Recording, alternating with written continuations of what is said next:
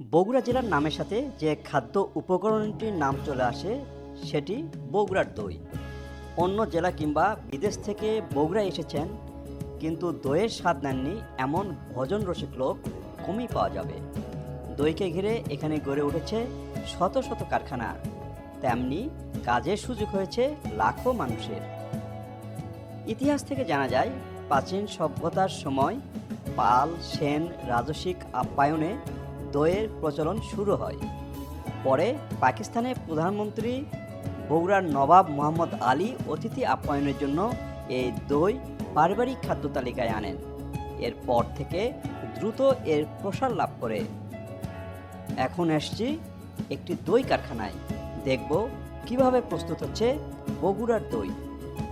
সকাল 9টা থেকে এশিয়ার দই কারখানায় দুধ আসতে শুরু করেছে। সিলভারের পাত্র করে এবং প্লাস্টিকের কন্টেনারে একের পর এক দুধ আসছে। দুধের ঘনত্ব পরীক্ষা করে ওজন করে নিচ্ছেন একজন। বেশি পরিমাণ দুধ জমা হলে জাল করার জন্য নিয়ে যাওয়া হচ্ছে বড় বড় কড়াইয়ে। বড় চুলার নিচে এক সারিতে রয়েছে 5টি কড়াই। এরকম 2টি সারিতে মোট 10টি কড়াইয়ে চলছে দুধের জাল। একসাথে 40 মণ দুধ জাল চলছে। 3 থেকে 4 ঘন্টা দুধ জাল করার পর দুধের ঘনত্ব বেড়ে গেলে তার সাথে মেশানো হয় পরিমাণ মতো চিনি। এরপর দই করার মাটির পাত্রে নেওয়া হয় ঘন দুধকে।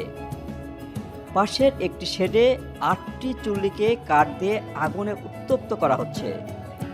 চারপাশে গোল করে সাজানো মাটির সরায়ে ঘন দুধগুলির সাথে দইয়ের বীজ বা সাঞ্জা মিশিয়ে ঢালা হচ্ছে।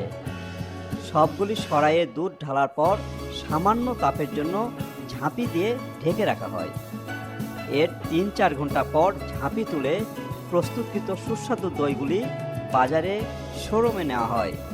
সকাল থেকে সন্ধ্যা পর্যন্ত লাগে দই প্রস্তুতিতে।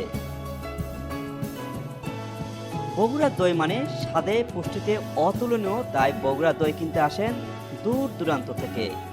অনেকে পার্সেল করে অন্য জেলায়, এমনকি পার্শ্ববর্তী ভারত মধ্যপ্রাচ্যেও যায় বগুড়ার দই।